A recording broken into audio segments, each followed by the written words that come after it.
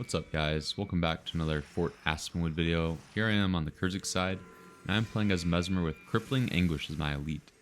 So this hex spell lasts for 19 seconds, does -5 health degeneration, and the foe will then move 50% slower. It does cost 15 energy, and it has a 20-second recharge time.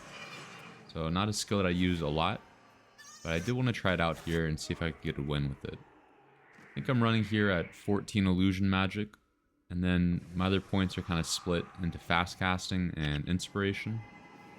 -5 is the maximum health degeneration from Crippling Anguish, so even at 14 I get that maximum degeneration of 5, so I kept it at that. I didn't pump it up to 16.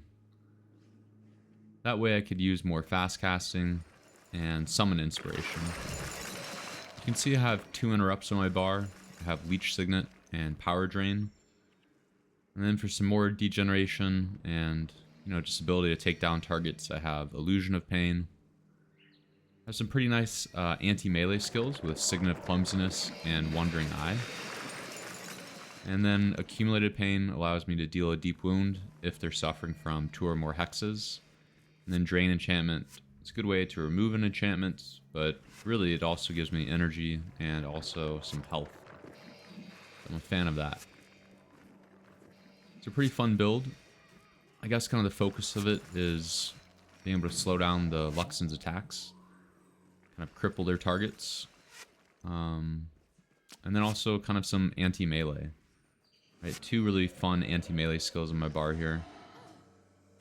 And it does a decent job at taking down targets. Illusion of Pain is a pretty strong skill. The fact that it can deal 10 damage each second and -10 health degeneration is pretty high. Of course, when it ends, they get healed. At 14 illusion magic, they get healed for 114 health. Actually, if I was to pump this up to 16, it would be the same -10 health degeneration, 10 damage each second, but they'd get healed for 126 health. So another reason why I decided to leave illusion magic just at 14 here. Here we go, we're running some amber now. Hopefully we can close up some of these gates. You can see on our team we do not have any healers, so running amber and closing these gates is going to be pretty important. I don't think any of these dervishes are healing, but there are 3 dervishes on the team. There might be someone running a build for healing with the dervish, but no monk, no ritualist, no elementalist running as a monk, or no necromancer running as a ritualist. So we're going to try to focus on closing these gates.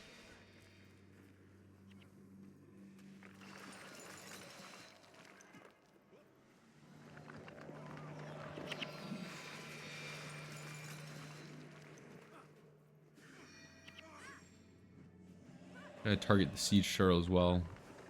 See if we can lay a deep wound on him.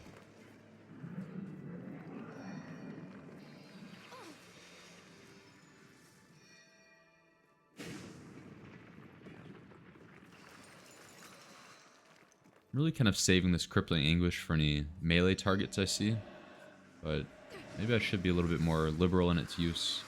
However, with a 20-second recharge, 15 energy, I do want to be a little bit selective in which targets I place it on.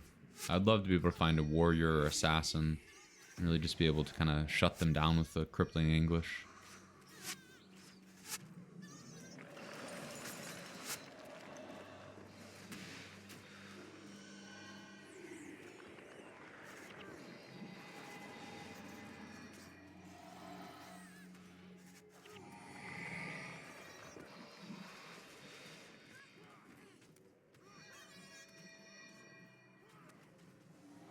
They're taking out this Juggernaut pretty well. Looks like he's starting to drop. So Green Gate is already kind of under threat. And they do have these Elementalists on their team that we definitely need to watch out for. They got a Searing Flames Elementalist. We got one running Lightning Surge.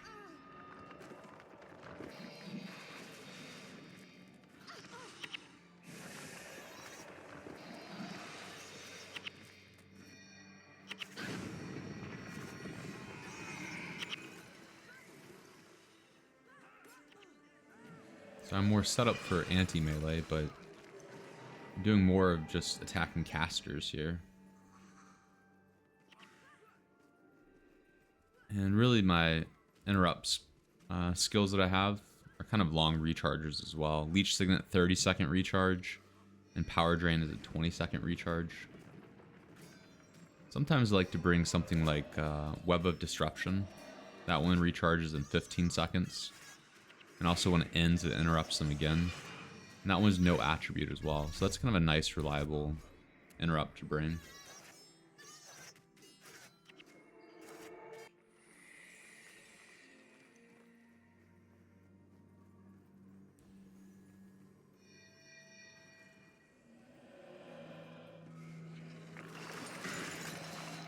Looks like they're getting kind of desperate now, though. Running up, trying to kill that green gate.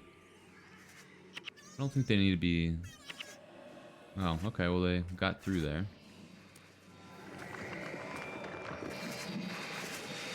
It's still a little bit overly desperate. The amount of time they still have remaining.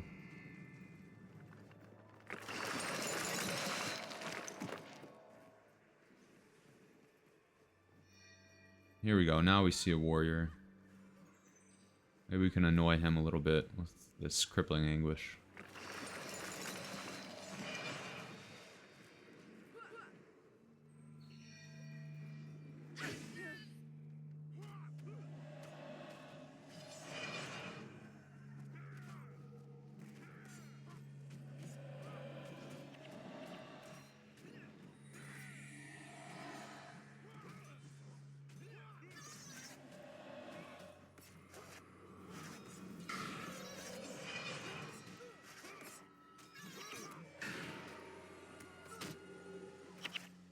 I can also try to look for targets that my melee players on my team are attacking. Try to kind of slow them down with Crippling Anguish.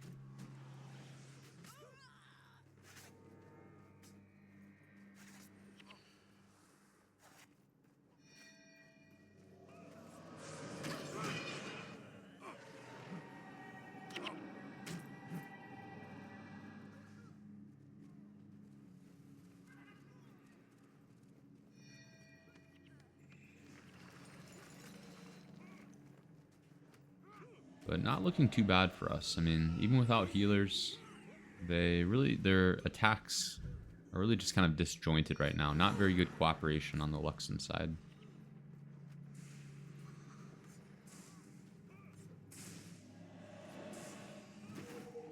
But someone here is saying, LOL, sabotaging the matches, grow up. So I think someone was opening Green Gate. I think that's the reason that their Mesmer is able to storm in earlier.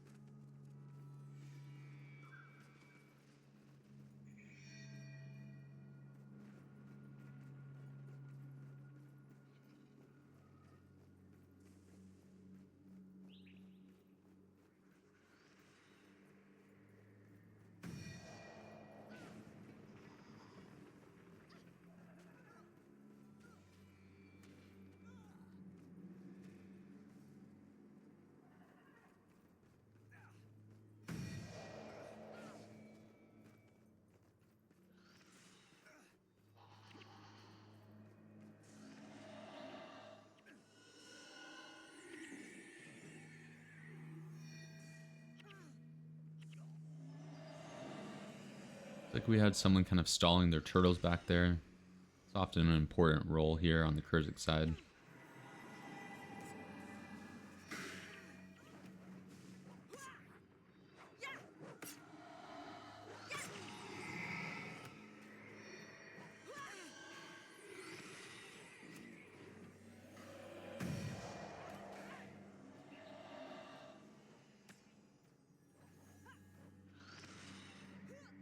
Overall, Crippling Anguish, I'll play it again. I do like the skill, but just too high energy, too long of a recharge. I really, whenever I cast it on a 40-40 set, I just kind of cross my fingers that it's going to recharge in 10 seconds instead. But maybe not the best elite for Mesmers, but maybe it has its place.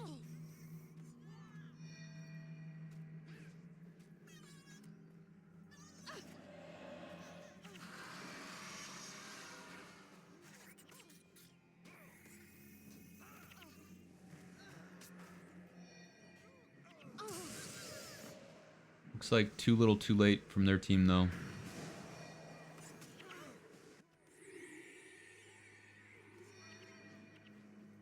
It looks like the Kurziks will be achieving victory here. Master Architect Gunther lives, and we celebrate. So, thanks for watching, guys. Cheers, and stay tuned for more content.